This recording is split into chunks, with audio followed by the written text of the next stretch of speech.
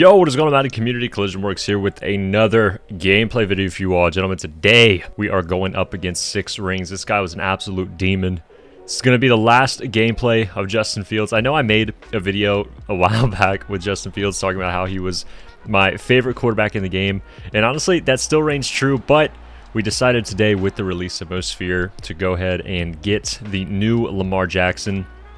I think with the current 6-1 meta, honestly, I feel like Dashing Deadeye is one of the most slept on abilities this year, and I get why people don't use it. I know how overpowered Hot Route Master is. It's nothing wrong with going with other quarterbacks, but I really do think that with how much inaccuracies there are out of the pocket this year, even when you're just standing out of the pocket, I've learned that you can really manipulate just so many different zones and abuse the user and find routes that break underneath 30-yard cloud flats really effectively with Dashing Deadeye, and you can kind of make plays work and operate a little quicker than normal, being able to get out of the pocket against certain defenses. And honestly, this year I've been using it with Justin Fields with Gunslinger because he's the only quarterback that does get both, and I've honestly loved it.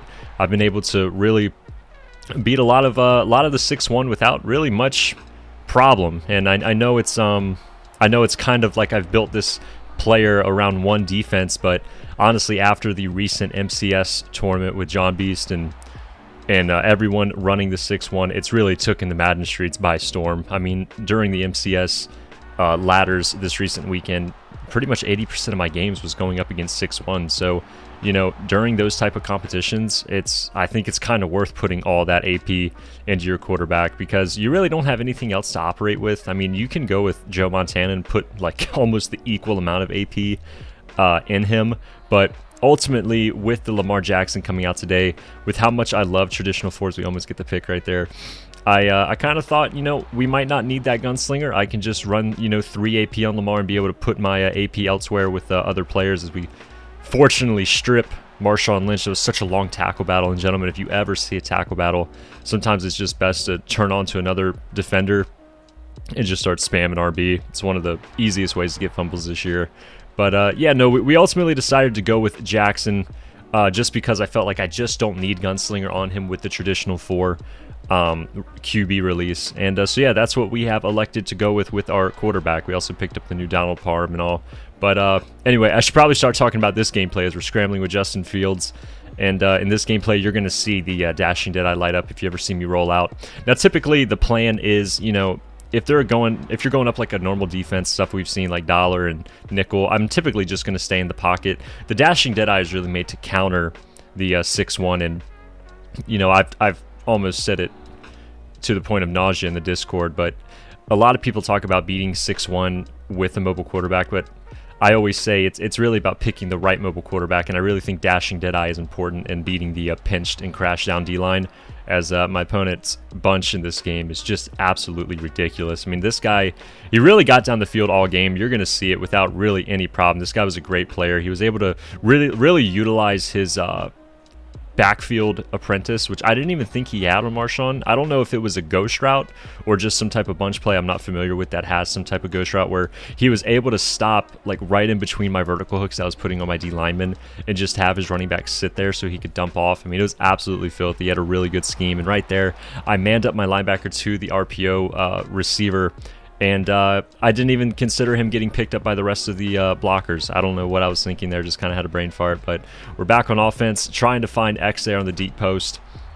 And fortunately enough, we're able to throw it away so we don't take the sack. We run Z-spot here. We're actually in the tight doubles this game, just kind of playing around with other playbooks. During the MCS event, as I literally throw a completely covered player, I thought Marcus Peters there was actually manned up to the wheel I had going over the top. And I think he was just in a purple, just kind of letting the CPU play on an island. He absolutely bagged me. But as you see there, this little streak he had, it's like he found a way to throw it so early where it's like his running back would just stop, like right there. Like, that's insane. And at first I thought that was a ghost route, but I don't think that Marshawn Lynch can even get backfield master. But as you guys see, this guy's literally slinging all over me. This was an absolute hell game. So fortunately enough, we were able to get the lead early. So now we're just trying to hold on. He throws right at Avonte Maddox and hits us with the comeback route. Really thought we would have been able to get the interception before half. So we come out of halftime, we have to kick it to him, and I go ahead and do the scum onside kick. They're so easy to get this year. I know it's annoying to go up against, but I don't know, I guess I was a little emotional after the comeback route, and I decided to try and get the onside, and honestly, I'm sure he absolutely loved it. Throughout this game, he was really forcing that crosser, so I decided just to commit to it on this play, and he ended up hitting underneath on his running back, which was such a good play by him, really patient. And then as you see, deep inside the red zone this close, I typically turn off all my zone drops, and I really just play like a cover 2, and I either play over the top or underneath depending on what my opponent has done on offense. And there we elected to go with the little shade down underneath, and the defense was really good, but not having that 5-yard curl flat, I kind of use that as like a QB spy whenever my opponents decide to roll out, and not having that there, just having a vertical hook. Nobody really was in the area of play to stop Justin Fields at the 90 speed. So anyway, we're able to get down the field pretty quick. We dropped down there. I was trying to throw it away, but I was holding left trigger to, I guess, freeform throw away. And I found out this game that actually lets your quarterback drop down as we try to take off. And the 50 carrying of Justin Fields kind of showed itself as we get absolutely snapped here by Marshawn Lynch, and he takes it all the way. So, runs like this is not what you want to give to a good player. You kind of want to make him at least work for it.